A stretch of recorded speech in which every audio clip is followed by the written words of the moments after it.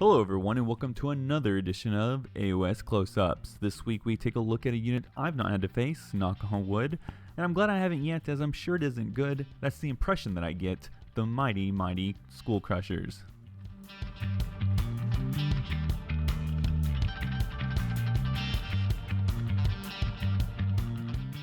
Only those Chaos Knights who utterly devote themselves to Khorne by offering a mountain of skulls to the Blood God are destined to become Skullcrushers. Khorne favors these murderous knights by gifting them with juggernauts to carry them to war.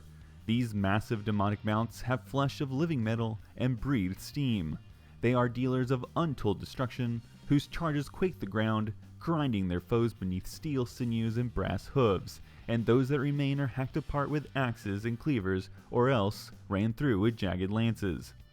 To create a Skullcrusher, Khorne first releases these beasts from the great brass stockade so that they may stampede out in the mortal realms in search of worthy riders. Once found worthy, and surrounded by the fresh scent of spilt blood, the champion has 8 heartbeats to offer worship to Khorne, lest they be reduced to a gore splatter underneath their brass hooves. Those who offer no hesitation in this act of faith become the mighty Skullcrushers. Sometimes an ambitious Khorne lord will travel to the realm of Khorne itself in search of a juggernaut. They can be found roaming throughout the realm, butchering all who cross their path. If a lord's will is strong enough, he can subdue these demonic beasts and claim one as his mount. A lord of Khorne is an unimaginable force of destruction mixed with pure rage. The sheer force of a charge from such a warrior is an avalanche that pulps the foe to bloody scraps of unrecognizable meat, a beacon of death that guides the way for thousands of bloodbound that travel in his wake.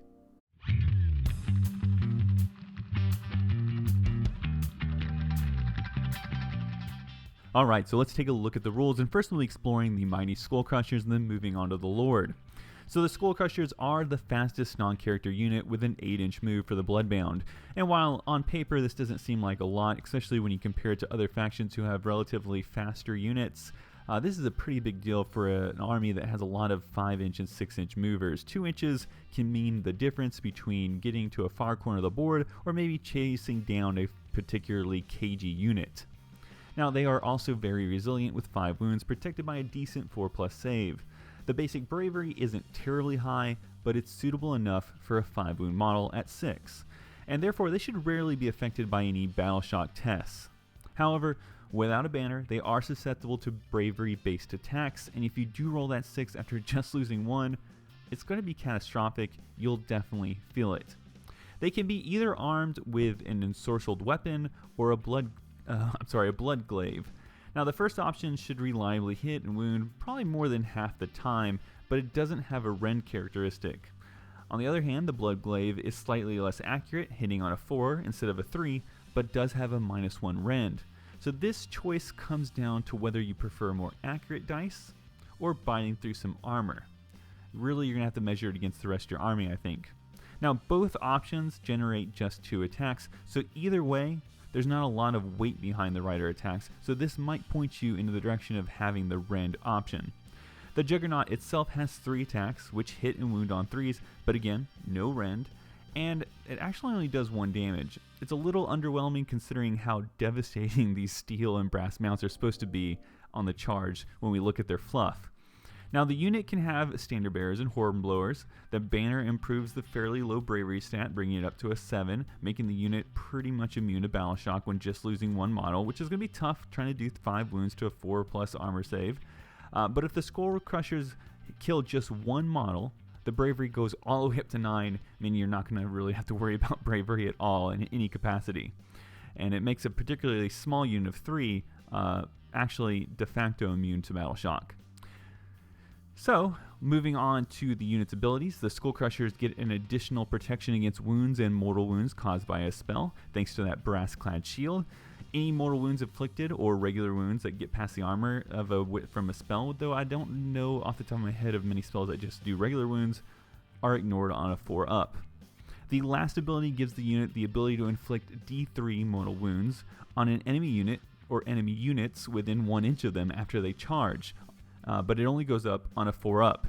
This isn't guaranteed on the charge, and the damage is the same regardless of the size of the unit. So no matter if only one model makes the charge or a unit of 30 Blood Crushers make the charge, it's still only ever going to do D3 wounds against any one unit within 1 inch. Of course, if you're running them 30 strong, you're probably attacking every unit across the board, but again, it's a limitation. Another unit mounted on a Skullcrusher is, of course, the Khorne Lord. Now, the stats improve all around, except the move stays the same at, I think, 8. He has 8 wounds protected by a 3+ save, so he's highly resilient. He also has a very high bravery of 9. His weapon of choice is called the Wrathforge Axe, which hits and wounds the same as the Blood Crusher demonic axes, but it also comes with an important -1 rend and does D3 damage. This is really going to make this character a really good combat character. The Lord keeps both the Brass-clad Shield and the Murderous Charge abilities, and also comes with an ability called Demonic Axe. Any roll of a 6 to wound will immediately multiply out to 3 damage per wound rather than that D3.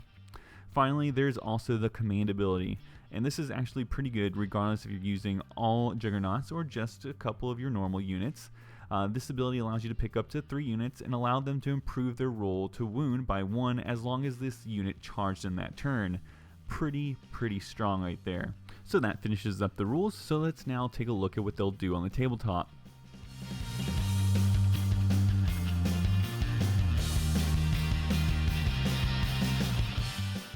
So when we talk about the Mighty Skullcrushers and what they can do for you on the board, I think our initial instinct is to look at anything that is similar to them as far as aesthetics are concerned. And the first thing that comes to mind for myself is, of course, the Stormcast Dracoths and the Chaos Vanguard. And when we first look at them, when we start comparing them, obviously there is a big gap between these types of units. The Skullcrushers are frankly just tame compared to those two. I think a unit that we really want to compare them to would probably be the Auric Gruntas in terms of effectiveness and purpose. They're both the faster elements of an army that's largely infantry. That's not going to be very fast.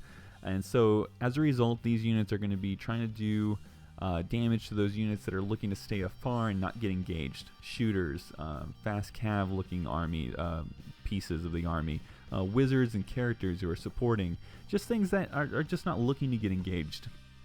And honestly, a lone unit of Mighty Skullcrushers is going to be pretty useful for this purpose.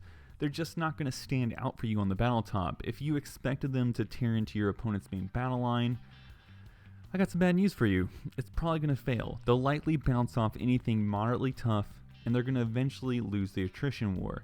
And that kind of leads me into a couple things I'd like to critique about the Blood Crushers that I wish they could have had. The first thing, of course, is the fact that they don't have a 3+ save.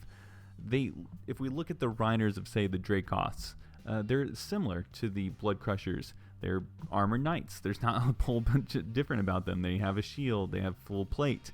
And then when we look at the mounts, we see that the Stormcasts have a dragon-like creature. And I know if we look at other fantasy fluff or stories, a lot of times dragon scale is supposed to be the toughest material you can use for armor. And of course that's probably the case here. But the fact remains, there's plenty of weaker, more exposed, vulnerable parts of that model that could easily influence its armor save. But it still stays a 3+.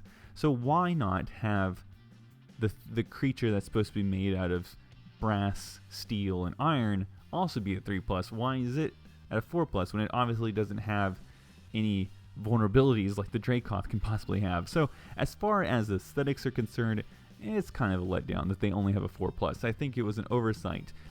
My next criticism is kind of in the same line. The intersection of rules, fluff, and aesthetics just don't seem to coalesce together, and this revolves around the ability Murderous Charge. So again, it's a metal, steel, iron, brass, whatever you want creature, and this colliding into the enemy, you think it's going to be devastating.